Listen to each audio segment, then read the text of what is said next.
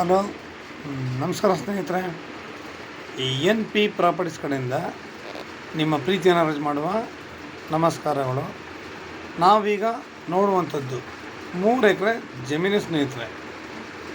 Pure red soil, ಕೆಂಪು ಮಣ್ಣಿನ ಭೂಮಿ. ನೋಡಿ, ಜಾಗಗಳು ಸೂಪರಾಗಿದೆ. ಮಣ್ಣು ಕೂಡ ನಿಮಗೆ ಅಷ್ಟೇ ಚೆನ್ನಾಗಿದೆ ಸ್ನೇಹಿತರೆ. ಇಲ್ಲಿ ಸ್ವಲ್ಪ ಗಿಡಗಳನ್ನ ಕಿತ್ತಾಕ್ಸಿದ್ದಾರೆ. ಇಲ್ಲೊಂದೆರಡು ಕಲ್ಲಿತ್ತು, ಅದನ್ನು ಕೂಡ ತೆಗ್ಸಿದ್ದಾರೆ ಸ್ನೇಹಿತರೆ. ನಿಮಗೆ ಇದರಲ್ಲಿ 2 ಬೋರ್ ಹಾಕ್ಸಿದ್ದಾರೆ ಸ್ನೇಹಿತರೆ. ಆಮೇಲೆ ಫೆನ್ಸಿಂಗ್ ಮಾಡಿದ್ದಾರೆ, 2 ಬೋರ್ ಹಾಕಿದ್ದಾರೆ. ಆಮೇಲೆ ನಾವು ಈ ಲ್ಯಾಂಡಿಗೆ ಬರೋ ತನಕ ರೋಡಿಂದ ಈ ಲ್ಯಾಂಡ್ಗೆ ಬರೋ ತನಕ ನಮಗೆ ತೋಟಗಳಲ್ಲಿ ಮನೆಗಳನ್ನ ಮಾಡ್ಕೊಂಡು ಜನಗಳು ವಾಸ ಇದ್ದಾರೆ ಸ್ನೇಹಿತರೆ. ಒಳ್ಳೊಳ್ಳೆ ವ್ಯವಸಾಯ ಮಾಡ್ಕೊಂಡಿದ್ದಾರೆ, ತೋಟ ಮಾಡ್ಕೊಂಡಿದ್ದಾರೆ, ಆಯಿತಾ. ಇದರಲ್ಲೂ ಕೂಡ ನಮಗೆ ಕೆಲವೊಂದು ಸಣ್ಣ ಪುಟ್ಟ ಕಲ್ಲುಗಳು ಕಂಡು ಬರ್ತವೆ. ನಾವು ಬೆಂಚ್ ಕಲ್ಲು, ನುಣುಚು ಅಂತೀವಿ ಆ್ಯಕ್ಚುಲಿ. ಇವುಗಳು ಕಂಡು ಬರೋದಂಥದ್ದು ಸಾಮಾನ್ಯ ನಿಮಗೆ ನದಿ ಎಲ್ಲರಿರುತ್ತೆ ಅಲ್ಲಿ ಮಾತ್ರ ಈ ಕಲ್ಲುಗಳು ಕಂಡು ಬರೋದು. ಅಂದರೆ ನೀರಿನ ಜಾಗದಲ್ಲಿ ಮಾತ್ರ ಇವು ಕಂಡು ಬರೋದು.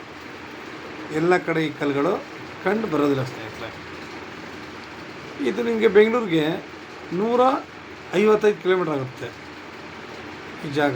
ಬೆಂಗಳೂರಿಗೆ 155 ಆಗುತ್ತೆ, ಮೈಸೂರಿಗೆ 95 ಕಿಲೋಮೀಟ್ರ್ ಆಗುತ್ತೆ ಸ್ನೇಹಿತರೆ. ನೋಡಿ, ಸರಿನಾ. ಇಲ್ಲಿ ಕೆಳಗಡೆ ಕೂಡ ತೋಟ ಮಾಡ್ಕೊಂಡಿದ್ದಾರೆ, ವ್ಯವಸಾಯ ಮಾಡ್ಕೊಂಡು. ಇಲ್ಲಿ ಎದುರುಗಡೆ ಕೂಡ ಲ್ಯಾಂಡ್ ತಗೊಂಡು ಫೆನ್ಸಿಂಗ್ ಮಾಡ್ಕೊಂಡಿದ್ದಾರೆ ಸ್ನೇಹಿತರೆ. ಜಾಗ ತುಂಬ ಚೆನ್ನಾಗಿದೆ, ಅದರಲ್ಲಿ 2 ಮಾತಿಲ್ಲ. ಭೂಮಿ ಕೂಡ ಅಷ್ಟೇ. ನಮಗೆ ಸ್ವಲ್ಪ ಕಲ್ಲು, ಸ್ವಲ್ಪ ಗಿಡ ಇದೆ. ಒಂದು ರೋಟೋವೇಟ್ರ್ ಹೊಡೆದ್ರೆ ಸಾಕು, ಆಟೋಮೆಟಿಕ್ಕಾಗಿ ಎಲ್ಲ ಕ್ಲೀನಾಗುತ್ತೆ. ಅಂಥ ದೊಡ್ಡ ಗಿಡಗಳು ಏನೂ ಇಲ್ಲ, ಸಣ್ಣ ಪುಟ್ಟ ಗಿಡಗಳು ಕೆಳಗಡೆ ಕಂಡು ಬರ್ತವೆ ನಿಮಗೆ. ಇದು ಎಕರೆಗೆ 23 ಲಕ್ಷ ಹೇಳ್ತಾಯಿದ್ದಾರೆ ಸ್ನೇಹಿತರೆ. ಎಕರೆಗೆ 23 ಲಕ್ಷ ಹೇಳ್ತಾಯಿದ್ದಾರೆ. ಕೂತ್ಕೊಂಡ್ರೆ ಒಂದು ನೆಗೋಷಿಯಬಲ್ ಆಗುತ್ತೆ. ಮೈನ್ ರೋಡಿಂದ ಇದು 1 ಕಿಲೋಮೀಟ್ರಷ್ಟು ಒಳಗಡೆ ಇದೆ, ತುಂಬ ಒಳಗಡೆ ಏನಿಲ್ಲ. ಮೈನ್ ರೋಡಿಂದ 1 ಕಿಲೋಮೀಟ್ರ್ ಒಳಗಡೆಗಿದೆ ಸ್ನೇಹಿತರೆ. ನೋಡಿ, ಪ್ರತಿಯೊಂದು ಕೂಡ ಅಷ್ಟೇ. ನಮಗೀಗ 2 ಬೋರ್ ಇದೆ, ನೀರಿಗೆ ಯೋಚನೆ ಇಲ್ಲ ಸ್ನೇಹಿತರೆ. ಫೆನ್ಸಿಂಗ್ ಮಾಡಿದ್ದಾರೆ. ನಮಗೆ ಯಾವುದೇ ಹಂದಿಗಳು ಬರ್ತವೆ ಅಂತಲೋ ಇನ್ನೊಂದತ್ಲೋ ಏನೂ ಇಲ್ಲ.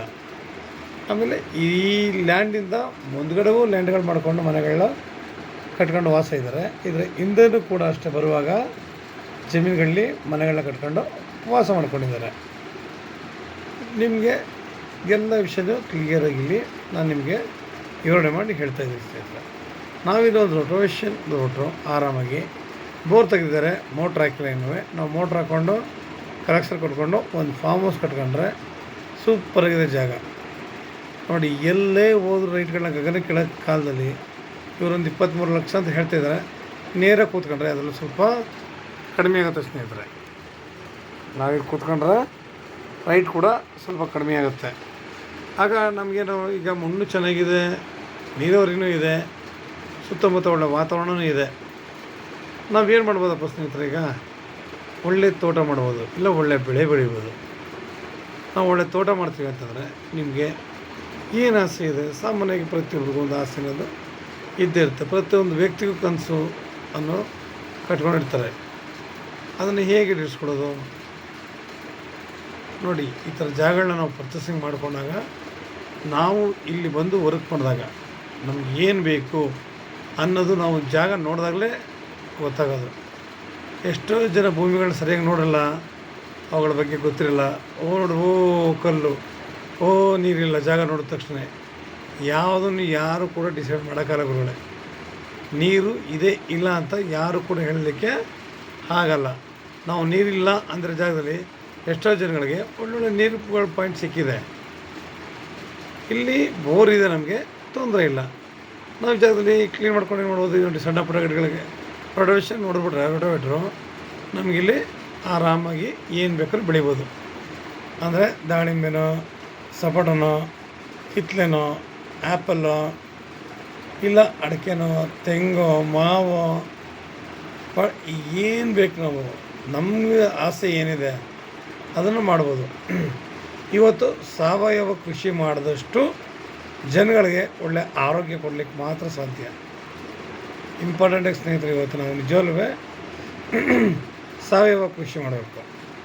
ಯಾಕೆಂದರೆ ಇವತ್ತು ಪ್ರತಿಯೊಬ್ಬರು ಏನಾಯ್ತಾ ಇದೆ ಅನ್ನೋದು ಯಾರಿಗೂ ಕೂಡ ಕಣ್ಣಿಗೆ ಕಾಣ್ತಾ ಇಲ್ಲ. ಅಂದರೆ ಪ್ರಕೃತಿ ಅಷ್ಟು ಬೆಳೆದಿದೆ. ಮೊದಲು ಹಟ್ಟಿ ಗೊಬ್ಬರ ಯೂಸ್ ಮಾಡಿ ಬೆಳೆಗಳನ್ನ ಬೆಳಿತಿದ್ರು. ಇವತ್ತು ರಾಸಾಯನಿಕ ಗೊಬ್ಬರ ಹಾಕಿ ಬೆಳೆಗಳನ್ನ ಬೆಳೀತಾಯಿದ್ದಾರೆ ಸ್ನೇಹಿತರೆ. ಇದು ಮೊದಲು ಇರೋವಂಥ ವ್ಯತ್ಯಾಸ. ಆಗಿನ ಜನಗಳು ತುಂಬ ಗಟ್ಟಿಮುಟ್ಟಿಯಾಗಿರು. ಇವತ್ತು ಅಂತ ಗಟ್ಟಿಮುಟ್ಟಿಲ್ಲ. ಕಂಪ್ಯೂಟ್ರ್ ಕಾಲ ಎಲ್ಲ ಮುಂದೆ ಬಂದಿದೆ ಸ್ನೇಹಿತರೆ. ನಾವು ಇದನ್ನೆಲ್ಲ ಅರ್ಥ ಮಾಡಿಕೊಂಡು ನಾವು ಇಲ್ಲಿ ಏನು ಬೆಳೆ ಬೆಳಿಬೋದು ಅಂತ ಯೋಚನೆ ಮಾಡಿ ಬೆಳೆಗಳನ್ನ ಹಾಕಿದ್ರೆ ತುಂಬ ಚೆನ್ನಾಗಿರುತ್ತೆ ಸ್ನೇಹಿತರೆ. ಇನ್ನು ಹೆಚ್ಚಿನ ಮಾಹಿತಿಗಾಗಿ 6360446978 ಈ ನಂಬರ್ಗೆ ಕಾಲ್ ಮಾಡಿ, ಲೈಕ್ ಮಾಡಿ ಮತ್ತು ಶೇರ್ ಮಾಡಿ ಸ್ನೇಹಿತರೆ. ನೀವು ಶೇರ್ ಮಾಡೋದ್ರಿಂದ ಹೆಚ್ಚು ಜನಗಳಿಗೆ ತಲುಪೋದ್ರಿಂದ ಅವರು ಕೂಡ ಒಳ್ಳೆ ಕಡೆ ಲ್ಯಾಂಡ್ ನೋಡ್ತಾ ಇರ್ತಾರೆ.